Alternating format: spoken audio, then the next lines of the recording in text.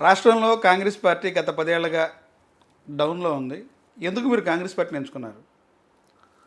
Congress party ఎవరైనా భవిష్యత్తు కోరుకుంటారు. భవిష్యత్తులో పార్టీ అధికారంలోకి రావాలా, పదవుల్లో ఉండాలా, మన అభివృద్ధి చెందాలని కోరుకుంటారు. ఎందుకు మీరు కాంగ్రెస్ పార్టీని ఎంచుకున్నారు?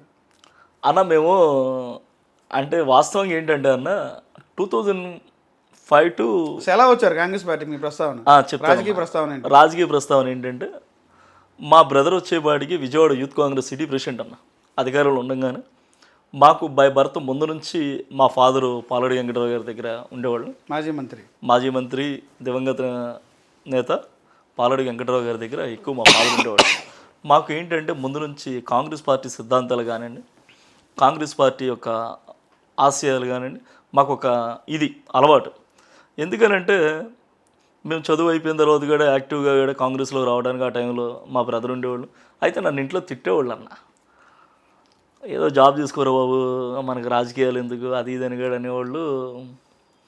కానీ కాంగ్రెస్ పార్టీ వల్ల ఏంటంటే ఒక ప్రాంతీయ పార్టీలో ఉన్న స్వేచ్ఛ కంటే కాంగ్రెస్ పార్టీలో స్వేచ్ఛాభావం ఎక్కువ.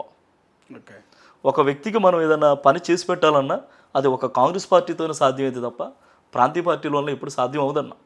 ఎందుకంటే దానికి ఉదాహరణకు నేను చెప్తాను. నాకు సంబంధించిన వ్యక్తి తెలంగాణలో ఉంటే అతనికి హెల్త్ బాగోకపోతే అక్కడున్న ఎవరో ఒకరితో చెప్పి మనం చేయించుకోవచ్చు. కానీ ఈ ప్రాంతీయ పార్టీల వల్ల వీళ్ళ స్థాయి ఇక్కడి వరకే ఉంటుంది. వీళ్ళు ఏంటంటే ఈ ఊరికి పరిమితమైన లీడర్లే తప్ప ఒక ఢిల్లీ స్థాయికి ఎదిగే లీడర్లు కాదు, పక్క స్టేట్కి వీళ్ళు ఎక్స్పోజ్ అయ్యే లీడర్లు అయితే మాత్రం కాదు వీళ్ళు.